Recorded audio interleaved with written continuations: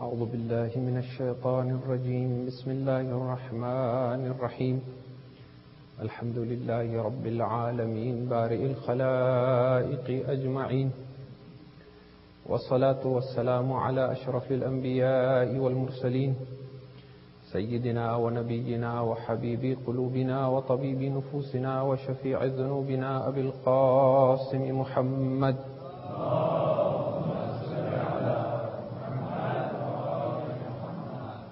ثم الصلاة والسلام على آل بيته الطيبين الطاهرين المظلومين واللعنة الله على أعدائهم أجمعين من يوم عداوتهم إلى يوم الدين.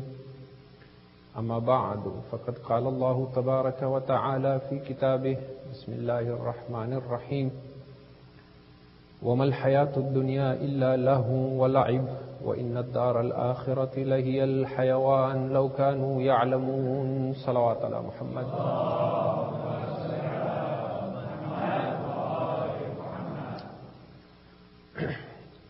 This is the first in a series of 5 majlises, inshallah, that we have entitled Glimpses of the Real World. The verse of the Quran that I have had the honor of reciting before you right now is from Surah Al-Ankabut, which is chapter 29 of the Quran, verse 64. Allah subhanahu wa ta'ala tells us, وَمَا هَذِهِ الْحَيَاةُ الدُّنْيَا إِلَّا لَهْوٌ وَلَعِبٌ. And what is the life of this world except a pastime and a game? What is the life of this world except an idle pastime and a play? وَإِنَّ الدَّارَ الْآخِرَةِ لَهِيَ الْحَيَوَانِ. But the home that is in the hereafter, that is real life. لَوْ كَانُوا يَعْلَمُونَ. If only they knew. Salawat ala Muhammad.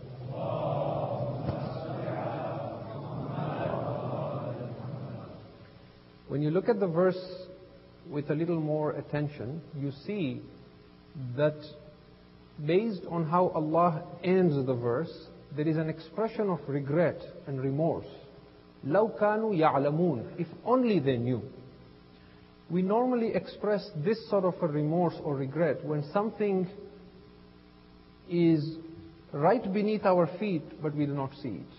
When something is right besides us, but we do not see it. For example, if I was standing on the ground and just below my feet there was a pot of gold, you would say, if only he knew. If only he knew. وَإِنَّ الدَّارَ الْآخِرَةَ. The home that is in the hereafter, that is real life. لَهِيَ الْحَيَوَانِ لَوْ كَانُوا يَعْلَمُونَ. If only they knew. From this we understand that what Allah is trying to tell us, that the life that is actually the real life is right within your grasp and not beyond your reach, but you do not see it. And that is why you will see that the Quran again and again refers to this world as a world of illusion. There are some ahadith that also point in this direction, but if we don't understand what we mean by saying this world is a world of illusion, then it could mislead us.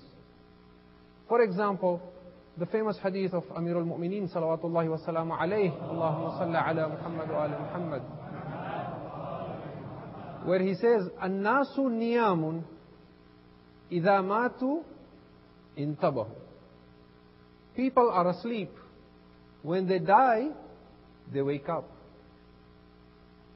Another very similar saying you will find in Nahjul Balagha, when you look at the last part of Nahjul Balagha where the sayings are.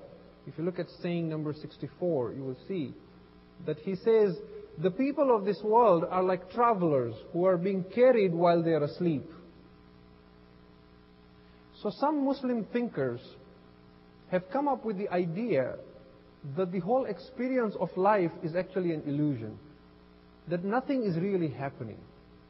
That because everything is on the basis of predestination, whatever we experience is simply a figment of Allah's imagination. Na'udhu billah. And they produce these traditions and these ayats of Quran to say that this is all a dream, it is an illusion, you are asleep. one day you will wake up and realize that nothing ever happened. Because there are ayats of Quran that say that on that day they will feel as if they had lived for only half a day or even less. Or they will feel as if they existed for only 1 hour or even less. So what is it that we mean from the perspective of the Ahlul Bayt alayhimus salam when we say that this life is an illusion? What do we mean? What we mean is that the real world is actually present with us right now. We exist in that real world. But there is a veil that distorts and hides this real world from us. Either because the 5 senses of the human being are limited and therefore they cannot perceive it, or because of other reasons that we shall discuss inshallah in the nights to come. That this veil is dropped between us and the real world. And we shall refer to this veil as the veil of heedlessness, ghitaa al-ghafla. So this is just setting the initial understanding that when we say this world is an illusion, because in the next 5 nights inshallah I will repeatedly say that this world that you think is real is not real. And the real world is something else. So whenever I say this world is not real, I do not mean it is something you are imagining, it doesn't really exist. What I mean is there is more to than what meets the eye. But there is a veil that stops us from seeing that real world. Now having understood this, we move on. We bring in another ayat of Quran to show that there is a real world that is much more alive than what we think. We think we are alive, and when people die we say they are dead. But as we shall see, it is actually we who are dead. Those who die are the ones who become alive. Surah Bani Israel, or Surah Al-Isra, chapter 17, verse 44. تُسَبِّحُ لَهُ السَّمَاوَاتُ السَّبْعُ وَالْأَرْضُ وَمَا فِيهِنَّ. The heavens, the 7 heavens glorify Allah, and the earth, and whatever is contained in them. وَإِن مِّن شَيْءٍ إِلَّا يُسَبِّحُ بِحَمْدِهِ وَلَكِنْ لَا تَفْقَهُونَ تَسْبِيحَهُ. And there is not a thing in it, in these 7 heavens and in this earth, there is not a thing in it but that it glorifies Allah and praises Him. But you do not understand their tasbih. وَإِن مِّن شَيْءٍ, there is not a thing, إِلَّا يُسَبِّحُ بِحَمْدِهِ, it glorifies Allah. وَلَكِنْ لَا تَفْقَهُونَ تَسْبِيحَهُ. You do not understand its tasbih. You think it is dead. It is not dead, it is alive. And if we bring this realization to our minds, and this is the point that I will be trying to convince you for the next 5 nights, that if we change our lives so that we go through life with this idea that everything around me is alive, then we will be more conscious of our surrounding, of our environment, and it will change how we behave in society. It will change how we behave as human beings. Supposing you lift a pebble, and from the pebble you hear the Subhanallah, Subhanallah, Subhanallah. How will you treat that pebble? Will you pluck a leaf from a tree if that leaf is doing tasbih of Allah? And then verse 45 after it. وَإِذَا قَرَأْتَ الْقُرْآنَ جَعَلْنَا بَيْنَكَ وَبَيْنَ الَّذِينَ لَا يُؤْمِنُونَ بِالْآخِرَةِ حِجَابًا مَسْتُورًا. And when you recite the Quran, then we place a veil between you and those who do not believe in the hereafter. A hidden veil. Allah does not say when you recite the Quran, I place a veil between you and the kafirin, or between you and the mushrikeen, or between you and the munafiqeen. He says, I place a veil between you and those who do not believe in the real world. So there is a veil, and when one recites the Quran as it deserves to be recited, then that veil is lifted. And when one moves away from the Quran, then one is in the same, behind the same veil as the one who does not believe in the hereafter. The difference, of course, between the atheist and the monotheist is that even though both may not be able to see the real world, and both may be veiled from the real world, the atheist argues that if I can't see it, smell it, touch it, sense it with my 5 senses, then it doesn't exist. Whereas the believer says, the primary attribute of being a believer is to believe in the unseen. Even the Quran cannot guide you if you do not believe that there is a world that is unseen. ذَلِكَ الْكِتَابُ لَا رَيْبَ فِيهِ هُدًى لِلْمُتَّقِينَ. This Quran is a book, there is no doubt in it, a guide for the pious. الَّذِينَ يُؤْمِنُونَ بِالْغَيْبِ, those who believe in the unseen. So belief in the unseen is primary. And unless one is willing to accept that there is a lot around me that is unseen, one cannot move beyond that. وَإِن مِّن شَيْءٍ إِلَّا يُسَبِّحُ بِحَمْدِهِ وَلَكِنْ لَا تَفْقَهُونَ تَسْبِيحَهُ. Now when you keep this in mind, that everything is doing tasbih, now you open the Quran page after page and you will see everything around you is alive. You just don't see it. The Quran says the thunder is alive, the lightning is alive. When you hear thunder and lightning, it is doing tasbih of Allah. The hadith says that when a person goes out to seek knowledge, religious knowledge, then the fish in the oceans and the wild beasts in the forest, they do istighfar for that person. This is animals. From hadith we are told the days and the nights are alive. Every single day and every single night is alive. When you get up in the morning, the day speaks to you. Each one of you individually, the day says to you, Ana yawmun jadid, wa ana alayka shahid. I am a new day, and I shall be a witness over you. Therefore be careful of what you do in me today, because I shall testify for you or against you. وَلَن تَرَانِي بَعْدَ هَذَا الْيَوْمِ أَبَدًا. And you will never see me again after this. Then there is a footnote to that, a commentary to that, to explain that hadith, with another hadith that says on the day of judgment, Allah will resurrect every single day that has passed in this world in the form of a human being. The Mondays shall come forward as human beings. The Tuesdays will come forward as human beings. The Wednesdays will come. And ahead of all them will be Yawmul Jum'ah. The Fridays will walk in front like a bridegroom. Kal arus, they will walk.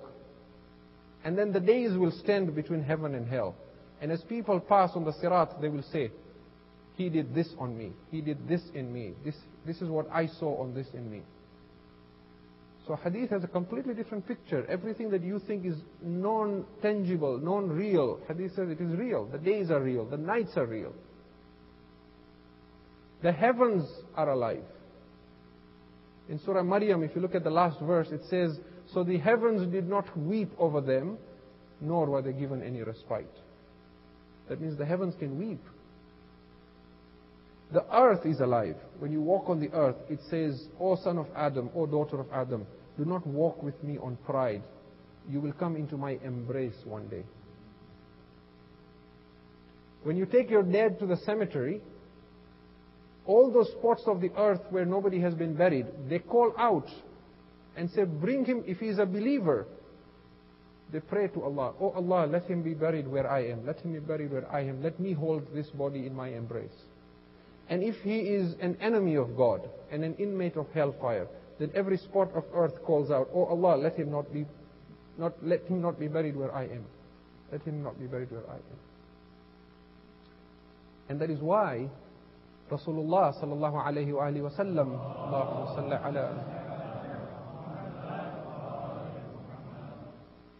he said, if you want to lead a virtuous life, then always live your life as if those two angels that are with you are two men walking on either side of you, day and night, like rajulain as-salihain, two righteous, pious, virtuous men. They are with you all the time. Be conscious of that fact all the time, and you will be ashamed to sin. Supposing this was a reality for us, then our behavior would be different, because we would say, if there are 100 people in this room, there are actually 300 people in this room, because besides every one of you, there are two. Now when you leave your home, how would you leave from your home if there were two pious people with you? How would you sit in the car? How would you come out of your car? How would you walk into the mosque? How would you go back to your family? How would you eat? How would you behave at work if there were two pious people constantly walking with you and they're looking at your face all the time? What is he looking at? What is he listening to? This is a reality. Then again we are told in hadith that when a person is punished in the grave, except for insan and jinn, all the other creation of Allah can hear that adab.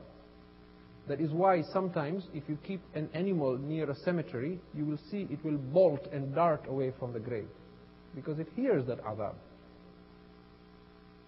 So again and again, when we look at Quran and Hadith, there is a reality and a world around us that we are blind to. That is the real world. لَوْ كَانُوا يَعْلَمُونَ. Imam Muhammad al-Baqir, salawatullahi wa salamu alayhi, Allahumma salli ala Muhammad wa ala Muhammad. He says, if you take a pebble from a mosque, make sure you either bring the pebble back to the mosque or deposit it in another mosque, because that pebble is doing tasbih of Allah. If you take a pebble from a mosque, return it to the mosque or put it in another mosque, because that pebble is doing tasbih of Allah. It is Allah's mercy that He hides the tasbih of certain things from us. Otherwise we would not even be able to live a decent life. How would we wash the dirt off our body with water if the water was doing tasbih? So there is a different world around us that we will need to awaken to. That is why the famous Sufi Maulana Rumi, in one of his poetry, in his Matnavi, when he writes about this, he talks about how the world is alive. Then he concludes by saying, if you move away from this material world, you will hear an uproar of life in the universe. The whole world is alive. So much alive that you will realize how dead you are. Because in the real world, the staff of Musa becomes a serpent. In the real world, the ocean is alive, so when Musa commands it, it splits and becomes two walls of water. In the real world, when Dawood alayhi salam begins to sing the praise of his Lord, the mountains move from side to side and they do tasbih with him. This is Quran, not even Hadith. The mountains are alive. In the real world, when Dawood holds iron, it turns into wax in his hands. Because as we shall see in the later nights, that a lot that you see in this world is actually the opposite in the hereafter. In the real world, Sulaiman talks to Hudhud. In the real world, Sulaiman talks to ants. This is the real world. When the veil is lifted, it is very normal. It is not a miracle. In the real world, the winds are alive. They carry Sulaiman with his throne and his whole entourage. If you look at the heavens, you see the king on his palace with his army moving in mid-air. This is the real world, not the world that you see. In the real world, fire turns into a bed of rose for Ibrahim. In the real world, when the Habib of Allah points to the moon and tells it to split, it is alive, so it splits. In the real world, when Rasulullah lifts pebbles in his hands, the pebbles begin to do tasbih. So the pebbles are still doing tasbih today. What is missing is the hand of Al-Mustafa. If his hand was here, salawat ala Muhammad wa ala. In the real world, the trees are alive. When the Prophet leans on a pillar, the pillar enjoys the presence of the Prophet.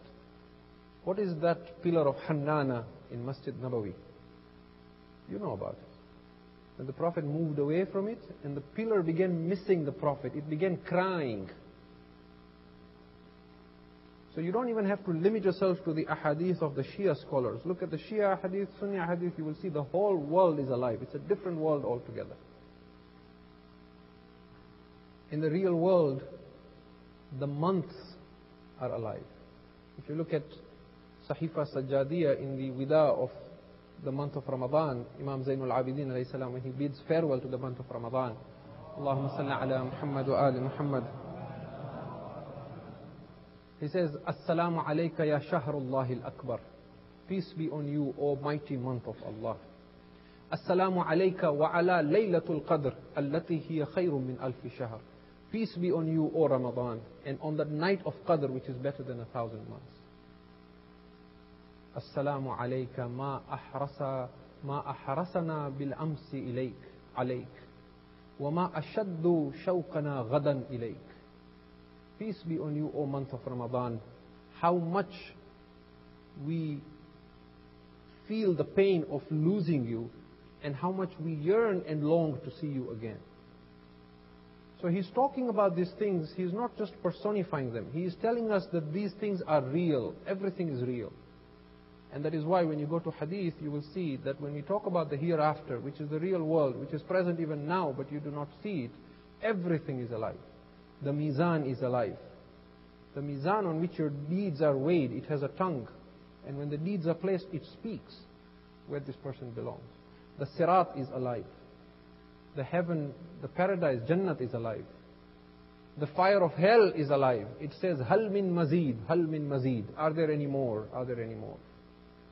It's also in Quran, not even hadith. The fruits in heaven are alive, they talk. The throne on which the believers sit in paradise, that is alive as well. Everything in this world is alive. The only difference is that we live in a dimension where there is a veil, and that time-bound dimension stops us from seeing this real world. Salawat ala Muhammad wa ala Muhammad.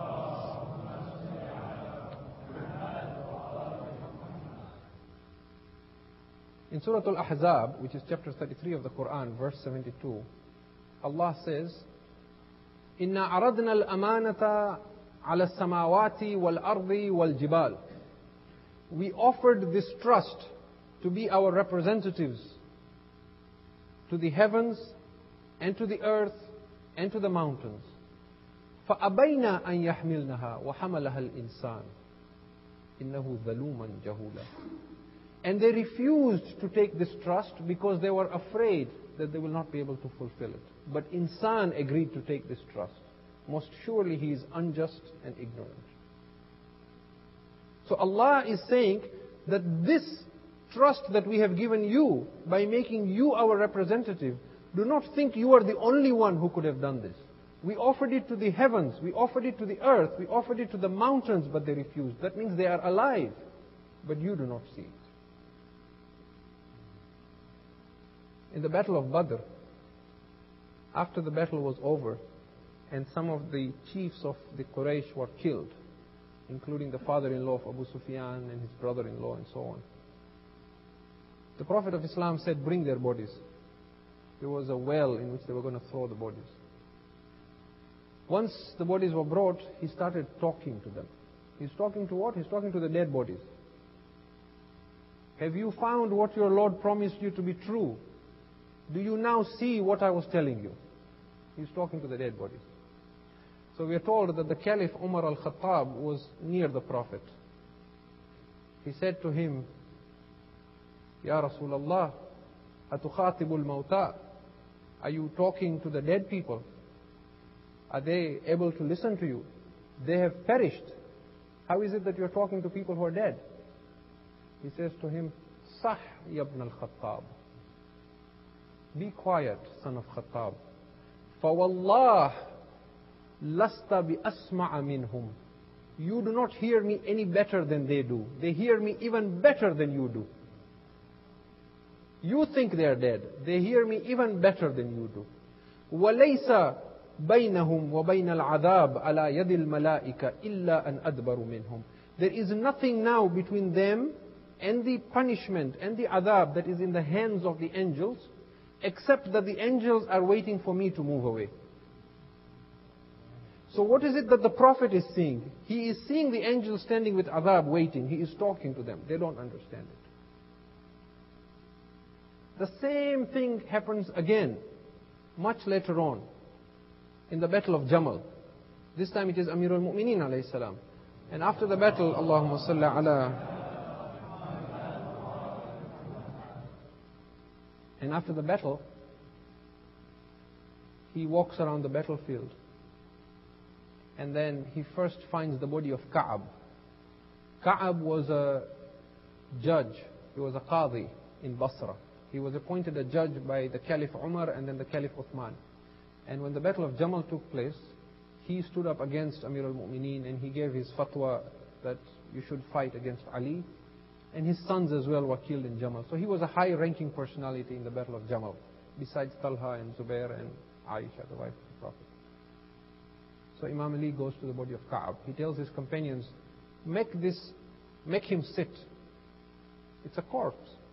They take the dead body, they make it sit. Then Amir al-Mu'mineen speaks to him. Ya Ka'ab, قَدْ وَجَدْتُ مَا وَعَدَنِي رَبِّي. I have found what my Lord promised me. هَلْ وَجَدْتَ مَا وَعَدَكَ رَبُّكَ. Have you found what your Lord promised you? In other words, Amir al-Mu'mineen alayhi salam is telling the people around them that you have to die before you see the real world. I see the real world even before I die. That is why قَدْ وَجَدْتُ مَا وَعَدَنِي رَبِّي. I have seen already what my Lord has promised me. Have you seen what your Lord has promised you? Then he walks around again. Then he finds the body of Talha. Make him sit. They make Talha sit. It's a dead body. They make the dead body sit. He talks to Talha. O Talha, I have found what my Lord promised me. Have you found what your Lord promised you? So we understand then, when we look at these examples after examples after examples, that it appears to us as if this is the real world. But there is a whole dimension to this universe that we are blind to. And one of our objectives in these lectures is to try and understand that if we accept that there is an unseen world, because that is a primary requirement of one who believes, and if we have sufficient evidence from the Quran and the Hadith that everything around us is alive, then how should that change us and affect how we lead our lives? And how should that influence us? Should we live our lives on the basis of what is limiting and what only our five senses can experience? Or should we live our lives like people who truly believe that there is a whole real world that is veiled from us? وَإِنَّ الدَّارَ الْآخِرَةِ. That is your home, the abode in the hereafter. لَهِيَ الْحَيَوَانِ. That is real life. لَوْ كَانُوا يَعْلَمُونَ. If only they knew. And that is the point that we want to go to over the nights to come, inshaAllah. So when we talk about miracles and mu'jiza, what we begin to realize that when a prophet or when an imam is performing a miracle, they are not really doing something that is impossible. All they are doing is lifting the veil momentarily from us. And if we learn to lift this veil, then what appears to be miraculous no longer appears to be miraculous anymore. For example, when Rasulullah sallallahu alayhi wa sallam, Allahumma salli ala Muhammad wa ala Muhammad, when he takes pebbles in his hands and they begin to do tasbih of Allah, he is not making those pebbles do tasbih. Those pebbles are already doing tasbih. Even today when you step out, they are doing tasbih. He is lifting the veil momentarily from the eyes of people and from the ears of people so that they see the real world. That is the mu'jiza. The mu'jiza is his ability to temporarily strip that veil from your ears and eyes. When an imam points his fingers in front of his companion and says, "Look between my fingers," and the companion looks and he sees that instead of people doing tawaf of the Kaaba, there are pigs and apes doing tawaf, the imam is not changing them into pigs and apes. They are pigs and apes. But you do not see that because of the veil. You think they are human. All the imam is doing is he is lifting the veil. The mu'jiza is in the fact that he is lifting the veil, not that he is changing them. They have changed themselves. So the miracle is in the lifting of the veil. And that is why when you read the ahadith of how the world will change after the zuhur, inshaAllah, of Imam Sahib al-Zaman, ajalallahu ta'ala farajahu sharif, Allahumma salli ala Muhammad wa ali Muhammad, you see that we are told people will begin to practice telepathy. They will communicate just by reading people's thoughts. Bringing the dead back to life will become very common. People will be brought back to life from the dead very, very frequently. It will be a common thing. He will teach them the secrets of life and death. People will traverse into the outer regions of space. Space travel will become very common. This is all in hadith. That he will complete the intellect of insan and take the human species to a new level of evolution. Not physical, but intellectual and spiritual. And the Quran points to this as well. In Surah Al-Rahman. Ya ma'ashar al-jinni wal-ins. إن استطعتم أن تنفذوا من أقطار السماوات والأرض فانفذوا لا تنفذون إلا بسلطان. O community of insan and jinn, if you are able to penetrate the outer regions of the heavens, then do so. But you will not be able to do so except with an authority, except with a sultan. That sultan is Imam Sahib al-Zaman. Allahumma salli ala Muhammad wa ala Muhammad. La tanfuduna illa bi-sultan. So when the sultan himself appears, he will show you how easy it is. And that is why you see that from the appearance of the Imam to his establishing a utopian state in the world, to Raj'at, to Yawmul Qiyamah, there is a natural sequence and transitions where he opens up the portals of the heavens, and this world logically and very obviously and understandably transitions into the Day of Judgment and into the hereafter. There are no surprises. Because in bringing human beings to a state of enlightenment and in taking human beings to the next level, he is not changing human beings from who they are. All he is doing is lifting the veil completely. He is teaching human beings how to become so conscious that they now perceive beyond their five senses. And in taking human beings to this level of enlightenment where there is no ghitaa al-ghafla, where there is no veil of heedlessness, human beings become perfect. And then nothing is surprising. Today, if somebody is brought back from the dead, back to life, it becomes a miracle. At that point, it is no longer a miracle. So I want to simply stop here for today, and I want to just establish this as a baseline. That in order for us to understand everything else that we will discuss from tomorrow night onwards, inshallah, that what is the relationship between our actions and what happens in the real world? What is the relationship between what we see of ourselves physically with this limited vision and what the real world looks like and what we look like in the real world? What are the things that cause this veil to become thicker and more dense? And what are the things that lift this veil? And how should this knowledge then help us change how we lead our lives? And we will inshallah take this logically step by step in the coming nights, inshallah. If you can recite a salawat ala Muhammad wa ala Muhammad. As you know, these nights that we are going through, that we call the Ashra Zainabiyya, these are the nights in which we mourn for the Ahlul Bayt alayhimus salam. But in particular, we mourn for the women folk and the ladies of the Ahlul Bayt. In the first 10, 12 nights of Muharram, we cry for the men, for Abu Abdullah and the Shuhada of Karbala. And then in these nights, we remember and pay our respects to the women.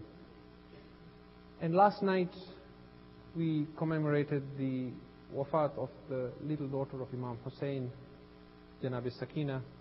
And she, in some books, is also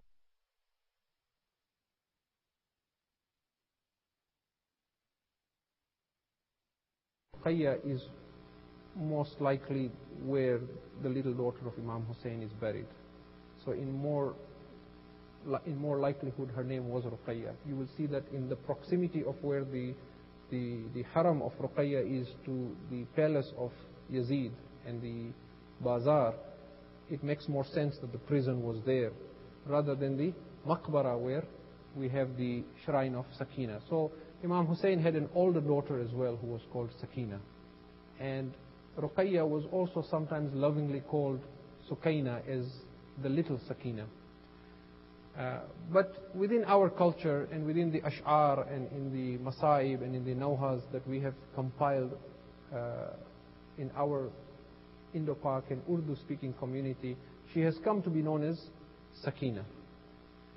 When you look at the tragedy of Karbala, one of the things that is heart-wrenching but beautiful is that you can see the whole incident of Karbala from the eyes of different people again and again and again. You could talk about Karbala and narrate the whole incident of Ashura from the eyes of Imam Hussein alayhi salam. But then you could describe the whole day again from the eyes of Janab Zainab alayhi salam. You could then describe the whole day again from the eyes of Abbas alayhi salam. And I want to use one or two nights to talk about the whole tragedy of Karbala from the eyes of Sakina alayhi salam, from this little girl's eyes, and how she saw the whole incident. You see, it is one thing to dash the hopes and to break the morale of an adult. And it is quite another thing to dash the hopes of a little girl. When a child is very young, a 3-4-year-old, they see things in a very different perspective. And so their hopes are raised to a much higher level. They have a lot more expectations from human beings because they've had less experiences of people being cruel to them. And there are a couple of things that Sakina alayhi salam had a lot of hope in. And inshallah I will talk about some of the different things tomorrow night or the day after. But tonight I want to talk about one of them, and then inshallah talk about another thing that Sakina alayhi salam had a lot of hope in tomorrow, and so on. One of the things as a little girl that she could not fathom and understand was why somebody would deny her water. This idea that somebody would say to her, you cannot have water, was hard to comprehend for the little girl. Because in the adab of human beings, the way Allah created us, we cannot sustain ourselves without water. Water is a primary need for all human beings. If you look at the planet as well, you will see wherever human beings established cities and towns, they always find where there is water, they stay there. Because water is life. Water is what we need to survive. And so while it may be embarrassing and shaming to ask somebody for food, it is never embarrassing to ask somebody for water. You see, Imam Hussain alayhi salam does not feel ashamed to say to the enemies, can you not give, is there no father amongst you who can give a few drops to my asghar? Imam Hussain is not ashamed to say to Shimr, that when you slaughter an animal, you give them some water. I am the grandson of your prophet. Can you not give me some water? And so when we look at it from this perspective, we see that Sakina alayhi salam had a very different perspective. And one of her hopes was that water was something that should have been within her reach. And in the early stages of the tragedy, we see that she wants water for herself. But as time progresses, she is looking for the same water, but now for others. And time again, the cruelty of the whole incident is that time and time again, her hopes are dashed. We see the very first time that she is thirsty, the very first time she is in the khayma, and she hears all the other little children within the khayma crying, al-atash, al-atash, thirst is killing us, thirst is killing us. She has this hope that if there is anyone who can bring water, it is my uncle Abbas. There is no way my chacha Abbas will not get water from me. And so we see she goes out with her mashk to Abbas and says to her uncle Ammu Abbas, is there no way you can bring some water for your Sakina? Sakina is very thirsty. And when Abbas leaves to go and get water, the approach that this little girl has, you see her hopes being raised once more. She brings all the little children outside. She brings them all with their little pitchers. Now you do not have to worry. Water is definitely going to come now. My uncle Abbas has gone to get water. There is no way that we will not get water now. But there is only one condition I ask from you, that when my uncle Abbas brings water, first we will give it to Asghar, because Asghar is the youngest and he has not had any water. Abbas goes to the Furat. He does not come back. The hopes of the girl is dashed. Once again her hopes are raised. When is this hope raised again? When Hussein takes Asghar and says, I am going to get water for Asghar. Again Sakina's hopes are raised. Perhaps now there will be water for Asghar. Again Hussein comes back. You will see that when Hussein comes back from the battlefield and says, Inna lillah wa inna ilayhi raji'un, Sakina is the first one to run out of the khayma and say, Baba, did they give any water to Asghar? Hussein opens his abba and shows him what has happened to Asghar. Again her hopes are dashed once more. Again the girl's hope is raised again. This time Hussein goes to the battle. Hussein does not come back. Zuljana comes back. The first thing that Sakina does is she puts her hands on the horse's head. Zuljana, did they give any water to my Baba? Again there is no water for Sakina. Sakina is waiting for this water again and again. She does not know why Abbas is not coming back. She does not know why her father Hussein has not come back. We are told when the Kafilah leaves Karbala and they head towards Kufa and Sham, they stop at one point in the desert. When it is a very hot day, Sakina comes to her brother Sajjad and says, can I go and ask for some water? Imam Sajjad says to Sakina, you can ask for water, but they did not give water to your Asghar. I do not think they will give water to you. Oh Sakina, this is the same water you had taken and run to the battlefield to say, where is Asghar? He has not had any water. Sakina goes and asks for water. Shimr says to Sakina, daughter of Hussein, do you want some water? Sakina says, yes, I want some water. Shimr says, Sakina, before I give water to you, I must feed all the soldiers here. They must all get some water. You have to walk with me on the hot sands while I give water to the soldier. Sakina's hopes are raised. Once again, the little girl thinks she will get water. Shimr gives water to every soldier. Every soldier drinks water. Sakina is following Shimr, waiting for water. Once the water has been given to all the soldiers, again Sakina's hopes are raised. Again I will get water. Shimr says, Sakina, now the horses have to be given water before you get water. Again Sakina is waiting for water, but water is not being given to the daughter of Hussein. The horses are now given water one by one. Sakina is waiting for water. There is still no water for Sakina. When the horses have been given, now she asks for water. Now Shimr takes the water and spills it on the hot sands of Karbala. Daughter of Hussein, I did not give a drop to your father. Why will I give you? Bas azadaro azrajurukum Allah. This is the misery of Sakina. She lives in this hope and her hopes keep getting dashed. Mir Anis captures this in a few verses. He says, जब प्यास लगती रोके चचा को पुकारती, दुखते जो कान शाहे हुदा को पुकारती, आता न जब कोई तो खुदा को पुकारती, जीने से तंग हो के कज़ा को पुकारती, कहती थी न चचा न इमामे उमम रहे, रुलवाने को दूर रहे, रोने को हम रहे. ألا لعنة الله على القوم الظالمين وسيعلم الذين ظلموا أيام منقلب ينقلبون. إلهي بحق محمد وأنت المحمود وبحق علي وأنت الأعلى وبحق فاطمة وأنت فاطر السماوات والأرض وبحق الحسن وأنت المحسن وبحق الحسين وأنت قديم الإحسان وبحق تسبة المعصومين من ذرية الحسين. يا الله يا الله يا الله يا الله يا الله. Oh Allah, بحق محمد وعلي محمد, we ask you to accept our gathering here this night. Oh Allah, بحق محمد وعلي محمد, we ask you for maghfirah for our marhumin and for shifa of those who are ill. Oh Allah, we ask you for to hasten the repentance of our Imam. ربنا تقبل منا إنك أنت السميع العليم. 64. Allah subhanahu wa ta'ala tells us, وَمَا هَذِهِ الْحَيَاةُ الدُّنْيَا إِلَّا لَهْوٌ وَلَعِبٌ. And what is the life of this world except a pastime and a game? What is the life of this world except an idle pastime and a play? وَإِنَّ الدَّارَ الْآخِرَةِ لَهِيَ الْحَيَوَانِ. But the home that is in the hereafter, that is real life. لَوْ كَانُوا يَعْلَمُونَ. If only they knew. Salawat ala Muhammad.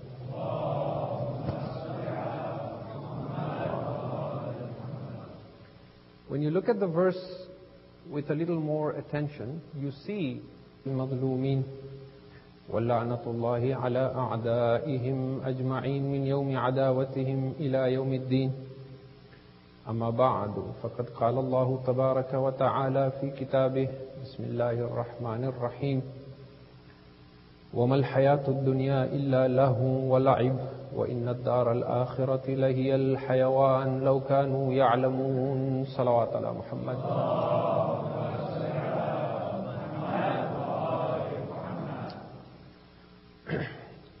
This is the first in a series of 5 majlises, inshallah, that we have entitled Glimpses of the Real World. The verse of the Quran that I have had the honor of reciting before you right now is from Surah Al-Ankabut, which is chapter 29 of the Quran, verse 6.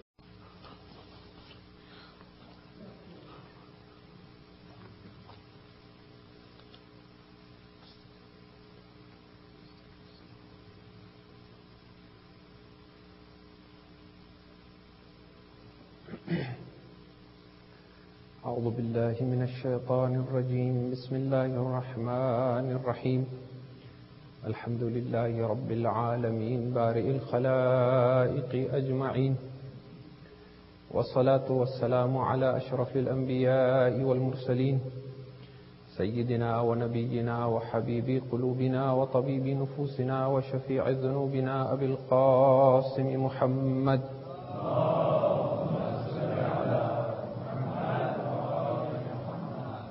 ثم الصلاة والسلام على آل بيته الطيبين الطاهرين. That based on how Allah ends the verse, there is an expression of regret and remorse. لَوْ كَانُوا يَعْلَمُونَ, if only they knew. We normally express this sort of a remorse or regret when something is right beneath our feet, but we do not see it. When something is right besides us, but we do not see it. For example, if I was standing on the ground and just below my feet there was a pot of gold, you would say, if only he knew. If only he knew. وَإِنَّ الدَّارَ الْآخِرَةَ, the home that is in the hereafter, that is real life. لَهِيَ الْحَيَوَانِ لَوْ كَانُوا يَعْلَمُونَ, if only they knew. From this we understand that what Allah is trying to tell us, that the life that is actually the real life is right within your grasp and not beyond your reach, but you do not see it. And that is why you will see that the Quran again and again refers to this world as a world of illusion. There are some ahadith that also point in this direction, but if we don't understand what we mean by saying this world is a world of illusion, then it could mislead us. For example, the famous hadith of Amir al-Mu'mineen salawatullahi wa salamu alayhi, Allahumma salli ala Muhammad wa ala Muhammad, where he says, "An-nasu niyamun idha matu intabahu." People are asleep. When they die, they wake up. Another very similar saying you will find in Nahjul Balagha, when you look at the last part of Nahjul Balagha where the sayings are. If you look at saying number 64, you